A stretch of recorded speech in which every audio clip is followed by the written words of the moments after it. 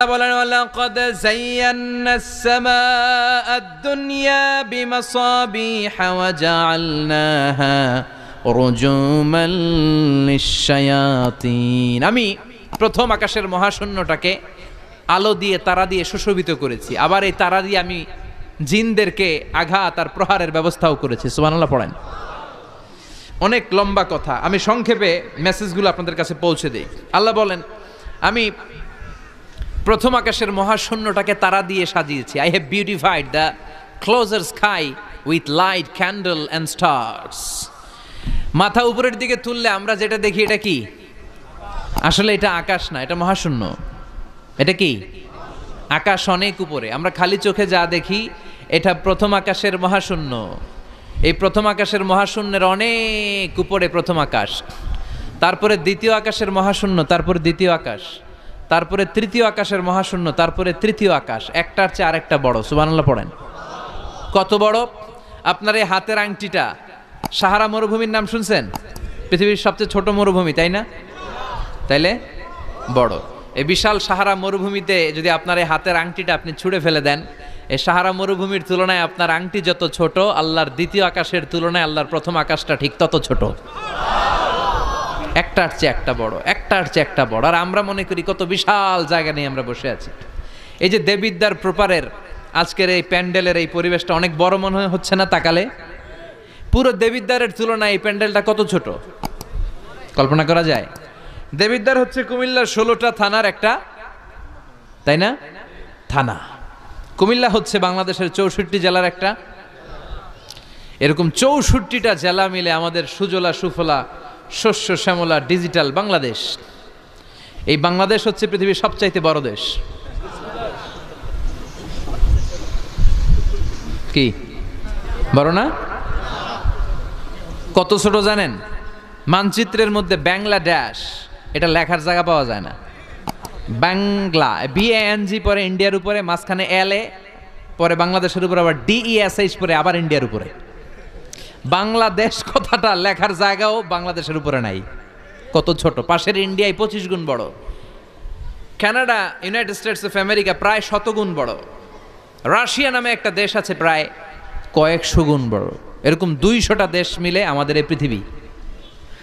এই 200টা দেশ মিলে পৃথিবীর মাত্র 30 ভাগ, বাকি 70 ভাগ হচ্ছে শুধু পানি। সুবহানাল্লাহ কবেন না? তাহলে পুরো পৃথিবীর তুলনায় দেবিদ্বারের এই প্যান্ডেলটা কত ছোট, কত ক্ষুদ্র আমি, কত তুচ্ছ আমি, কত নগণ্য আমি, চিন্তা করতে পারেন? আচ্ছা, এত বড় মনে হইলো এই পৃথিবীটা, এই পৃথিবীটাকে এত বড় মনে হচ্ছে আমাদের, কিন্তু এই যে দ্বীপ্রহরের জলজলে সূর্যটা দেখা যায়, এই সূর্যটা এই বিশাল পৃথিবীর চেয়ে 13 লক্ষ গুণ বড়। 9 কোটি 30 লক্ষ মাইল দূরে 8 মিনিট 18 সেকেন্ড সময় নিয়ে আলোটা আসে। তাহলে এতক্ষণকার আলোচনা পর্যন্ত মনে হচ্ছে সূর্যই মনে হয় অনেক বড়। সূর্য হচ্ছে একটা স্টার, তারা। সূর্যের পরে পৃথিবীর সবচেয়ে কাছের তারার নাম প্রক্সিমা সেন্ট্রাই, তারপরে একটা Alpha Centauri A, Alpha Centauri B, যেতে যেতে ইটা ক্যারিনা, ব্যাটেলজিউস, এরকম অনেকগুলো আছে, আপনারা গুগল করলে পাবেন এগুলো। এই যে ব্যাটেলজিউস তারা, যেই সূর্য পৃথিবীর চেয়ে 13 লক্ষ গুণ বড়, ওই ব্যাটেলজিউস তারাটা আবার সূর্যের চেয়ে 33 কোটি গুণ বড়। তাহলে এতক্ষণ পর্যন্ত বোঝা যাচ্ছে ব্যাটেলজিউসই মনে হয় বড় না। ব্যাটেলজিউস এত ক্ষুদ্র তারা, এটার কোনো নাম নিশানাই নাই অন্য তারকার সামনে। চিল্লায় কোন আল্লাহু আকবার। এরকম লক্ষ লক্ষ অযুত লক্ষ নিযুত কোটি মিলিয়ন বিলিয়ন ট্রিলিয়ন জিলিয়ন ফিলিয়ন অক্ট্রিলিয়ন তারা নিয়ে আমাদের গ্যালাক্সি গঠিত। আমাদের এই গ্যালাক্সির নাম মিল্কি ওয়ে। কি নাম? আমাদের গ্যালাক্সির পরে সবচেয়ে কাছের গ্যালাক্সির নাম অ্যান্ড্রোমেডা। আমাদের গ্যালাক্সি থেকে অ্যান্ড্রোমেডায় পৌঁছতে আলোর গতিতে কেউ যদি পৌঁছতে যায় তাহলে 2.5 মিলিয়ন লাইট ইয়ার সময় লেগে যাবে। 2.5 million light year. Light year মানে আলোকবর্ষ। আলোকবর্ষ বললাম এজন্য, মানে আলোর গতিতে যদি আপনি ছোটেন। এই পৃথিবীতে আবিষ্কৃত সবচেয়ে দ্রুত গতিসম্পন্ন যে উপাদানটা পাওয়া গিয়েছে সেটার নাম লাইট, মানে আলো। সেটা কি? এই আলো 1 সেকেন্ডে ছুটে 1,86,000 মাইল বেগে। সুবহানাল্লাহ বাড়িতে গিয়া 1 সেকেন্ডে 1 লক্ষ, 1 ঘন্টায় না কিন্তু, 1 মিনিটেও না, আরে 1 সেকেন্ড কইতে 2 সেকেন্ড লাগে মিয়া, কথা কন। সেই 1 সেকেন্ডে নাকি আলো ছুটলে 1,86,000 মাইল চলে যায়। তো আলোর গতিতে গতিসম্পন্ন কোনো রকেট যেই রকেট আলোর গতিতে ছুটবে, এরকম কোনো রকেট যদি আপনারা বানাতে পারেন, তাহলে আমাদের গ্যালাক্সি থেকে, আমাদের মিল্কি ওয়ে থেকে আমাদের সবচেয়ে কাছের গ্যালাক্সি অ্যান্ড্রোমেডাতে পৌঁছতে আপনার 25 লক্ষ বছর লেগে যাবে। চিল্লায় পড়েন না আল্লাহু আকবার। এই প্রথম আকাশের মহাশূন্যটাকে এরকম তারা দিয়ে সুশোভিত করে দিয়েছে কে? রাতের বেলা তারার মেলা যদি আপনি তাকান অবাক হবেন। এখন তো তারার সৌন্দর্য দেখা যায় না লাইটিং ফাইটিং এর কারণে। আগে যখন গ্রামে আসতাম দেখতাম কি সুন্দর তারা, সুন্দর সুন্দর তারা আছে। সবচেয়ে উজ্জ্বল একটা তারা আছে, এটার নাম ধ্রুব তারা। কি তারা? ধ্রুব তারা। একটা আছে শুকতারা।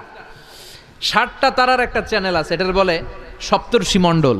অনেকে রাতের তারাটারা চিনে না। আগের নাবিকরা আকাশের তারা দেখে পথ চলতো। সুবহানাল্লাহ পড়েন। এই তারকারাজি দিয়ে প্রথম আকাশের মহাশূন্যটাকে সাজিয়ে দিয়েছে কে? এরপরে সূরার প্রথম রুকুর শেষে আল্লাহ বললেন ওয়াসিররু قولكم أو اجهروا به إنه عليم بذات الصدور ألا يعلم من خلق وهو اللطيف الخبير। আল্লাহ বলেন তুমি গোপনে কিছু বলো কিংবা প্রকাশ্যে বলো, তুমি যাই বলো না কেন কথাগুলো শোনে কে? আপনি আওয়াজ করে, এই যে আওয়াজ করে আমরা কথা বলতেছি, শুনে কে? আওয়াজ বন্ধ করে মনে মনে ভাবতেছি, ওইটা মনে আল্লাহ শোনে না? কথা বলেন। 7 আকাশের উপরে আল্লাহর আরশ, ওই আরশের উপরে আল্লাহর অবস্থান। 7 জমিনের নিচেও যদি কোনো পিঁপড়া নীরবে নিঃশব্দে হেঁটে যায়, আল্লাহ বলে এত উপর থেকে আমি ওই পিঁপড়ার হেঁটে চলার পায়ের আওয়াজটাও শুনতে পাই।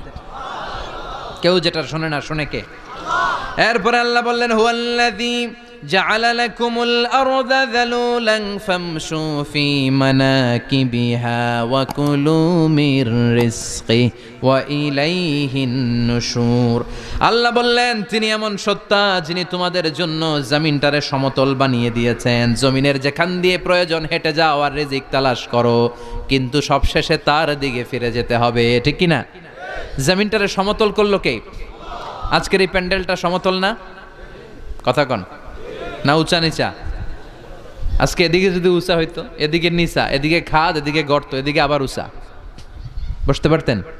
কি সমতল! বিমান থেকে নিচের দিকে তাকালে এটা ভালো টের পাওয়া যায়, মনে হয় সবুজ কার্পেটিং করা। এটা একটা কার্পেট, এটা একটা কার্পেট, কার্পেট কার্পেট। পুরো বাংলাদেশটা মনে হয় যেন আল্লাহ তাআলা সবুজ কার্পেট দিয়ে ডেকোরেশন করে রেখেছে। আল্লাহ বলে সবুজ কার্পেট দিয়ে ডেকোরেশন করেছি দেখে ভেবে নিও না তোমরা বেঁচে গেছো। নাফরমানি আর গাদ্দারি করলে সবুজ কার্পেটের ভিতরেও আগুন আছে না নাই? কি মেকানিজম? উপরে কার্পেট, নিচে আগুন। কার্পেটের নিচে কি? আল্লাহ কোরআনে কসম কেটেছেন ওয়াল বাহরিল মাসজুর, ফুটন্ত সাগরের পানির কসম। দুনিয়ার কোন সাগরের পানি গরম না, সব ঠান্ডা, কিন্তু আল্লাহ বললেন ফুটন্ত টকবগে সাগরের পানির কসম আমি খেলাম। অনেক গবেষণা হলো এই সাগরের পানি নিয়ে। আমেরিকান নেভাল একাডেমির এক চিফ ইঞ্জিনিয়ার উনি বললেন কোরআনে পাওয়া গেল টকবগে সাগরের পানির কসম, কিন্তু সাগরের পানি তো ঠান্ডা, এখানে গরম আসলো কোত্থেকে? আসলে আল্লাহ সাগরের নিচে যে গরম মজুদ রেখে দিয়েছেন ওইটার দিকে খেয়াল করে বলেছে। তো সে গবেষণা করতে চাইলো, দেখি সাগরের ভিতরে আগুন কই আছে। কোরআন যেহেতু বললো টকবগে সাগরের পানির কসম, আসলে কোনো আগুন টাগুন খুঁজে পাওয়া যায় কিনা। সে সাগরের ভেতরে পাইপ ঢুকাতে শুরু করলো, জোড়া লাগিয়ে লাগিয়ে গবেষণা। তো পাইপ যেতে যেতে অনেক সাগরের গভীরতা শেষে তলা পাওয়া গেল। তলার ভেতরে সে ড্রিল করে পাইপ ঢুকাতে লাগলো। সে পেয়ে গেল মাটির স্তর, এরপরে পাললিক শিলার স্তর। পৃথিবীর ভিতরে কিন্তু অনেকগুলো স্তর আছে জানেন? এই যে পানিগুলো আমরা নষ্ট করি, এই পানি কিন্তু খাই, আমাদের পেশাবই আমরা খাই। আমাদের এই প্রস্রাবও যদি পৃথিবীর 4-5টা স্তর শেষে নিচের দিকে চলে যায়, এটা মিনারেল ওয়াটারের মতো হয়ে যায়। এই 4-5টা স্তর মাটির ভেতরে রেখে দিয়েছে কে? পাললিক শিলা, রূপান্তরিত শিলা, আগ্নেয়গিরির শিলা। এরপরে যখন সে পাইপ ঢুকাতে শুরু করেছে, সে দেখতে পেল এই পাইপগুলো গলে গলে গলে গলে পানি হয়ে যায়। এত আগুন, এত গরম। সে তো অবাক, সে অবাক পৃথিবীর ভিতরে এত আগুন আসলো কোত্থেকে। তো এই আগুনের টেম্পারেচারটা কতটুকু পাওয়ারফুল এটা চেক করার দরকার আছে না নাই? সে বলল I need fire proof pipe, bring from America. America থেকে ফায়ার প্রুফের পাইপ আনো, পরীক্ষা চালায় দেখি। ফায়ার প্রুফের পাইপ আনা হলো, এবার ফায়ার প্রুফের পাইপ ঢুকাইতে শুরু করছে। সাগর শেষে তলা, পাললিক শিলা, রূপান্তরিত শিলা, আগ্নেয়গিরির শিলা, ওই আগ্নেয়গিরির শিলার পরে যখন ফায়ার প্রুফের পাইপ ঢুকাতে শুরু করেছে, যেই পাইপে আগুন ধরে না, সে দেখতে পেল ফায়ার প্রুফের পাইপগুলো আগুনে গলে গলে ধোঁয়া আর পানি হয়ে যায়। তাহলে এই সবুজ কার্পেটিং এর নিচে আগুন আছে না নাই? এই আগুন মজুদ করে রেখেছে কে? সে আল্লাহ বললেন, আমিনতুম মান ফিস সামাই আন ইয়াখসিফা বিকুমুল আরদা ফাইযা হিয়া তামুর। তোমরা কি ভেবেছো নাকি সবুজ কার্পেটের উপরে আনন্দে নাচানাচি করবা, আনন্দে লাফালাফি করবা, কিন্তু এই জামিনটারে মুহূর্তের মধ্যে দোলা দিয়ে দিতে পারে কে? খাসাফ মানে হচ্ছে ল্যান্ডস্লাইড, মুহূর্তে ভূমিটা কেঁপে যেতে পারে, পুরো পৃথিবীটা ফাইদা হিয়া তামুর কেঁপে উঠবে, ট্রেম্বলিং ভাইব্রেশন শুরু হয়ে যাবে, পুরো পৃথিবীটার কাঁপাকাঁপির চোটে তোমরা এটার উপর দাঁড়িয়েও থাকতে পারবে না। তার মানে নিচে, এই পৃথিবীর নিচে আযাব আর গজব, আগুন মজুদ করে রেখেছে কে? আবার আল্লাহ বলল, উপরের দিকে তাকাও, দেখবা মেঘমালায়, মেঘমালার উপরও আমি আল্লাহর আযাব আছে না নাই? আমিনতুম মান ফিস সামাই আন ইউরসিলা আলাইকুম হাসিবা ফাসাতা'লামুনা কাইফা নাযীর। আমি চাইলে উপর থেকে আইয়ুরসিলা আলাইকুম হাসিবা, হাসিবা মানে হচ্ছে পাথর বৃষ্টি, শিলাবৃষ্টি। দেবিদ্বারে তো কখনো শিলাবৃষ্টি হয় নাই না? কবে হয়েছে? এবছর হয়েছিল। শিলাবৃষ্টি হইলে দেখবেন যে ছাগল গরুর মাথায় পড়লে বড় বড় শিলা, ছাগল মরে যায়। মানুষের মাথায় পড়লে মানুষ মরে যায়, টিনের চাল ভেঙে যায়, বাড়িঘর ভেঙে সব শেষ। তো এরকম শিলাবৃষ্টি যদি হয় আমরা বাঁচবো? অ্যাসিড বৃষ্টি হলে, উল্কা বৃষ্টি হলে, উল্কা বৃষ্টি, পৃথিবীর সবচাইতে বড় সাইজের উল্কাটা পড়েছিল দক্ষিণ আফ্রিকার হোবা সিটিতে। ওটার ওজন ছিল 60 মেট্রিক টন। কয় মেট্রিক টন? কথা কন। আজকে এই প্যান্ডেলের উপরে যদি একটা পড়ে, দেবিদ্বার থানার উপরে যদি পড়ে, পুলিশ ফাঁড়ির উপরে যদি পড়ে, বঙ্গভবনের উপরে যদি পড়ে, ক্যান্টনমেন্টের উপরে যদি পড়ে, বাঁচাবে কে? Donald Trump. চিল্লায় বলেন, বাঁচাবে কে? তার মানে উপরেও আযাব, নিচেও আযাব, যে কোনো মুহূর্তে এই আযাব দিয়ে আমাদেরকে শেষ করে দিতে পারে কে? লূত আলাইহিস সালামের কওমের একটা বদখাসলাত ছিল হোমোসেক্সুয়ালিটি, সমকামিতা। আল্লাহ শাস্তি হিসেবে পুরো জমিনটারে উল্টিয়ে দিলেন। ফাজআলনা আলিয়াহা সাফিলাহা, আল্লাহ উল্টায়া ছেড়ে দিলেন, সব শেষ।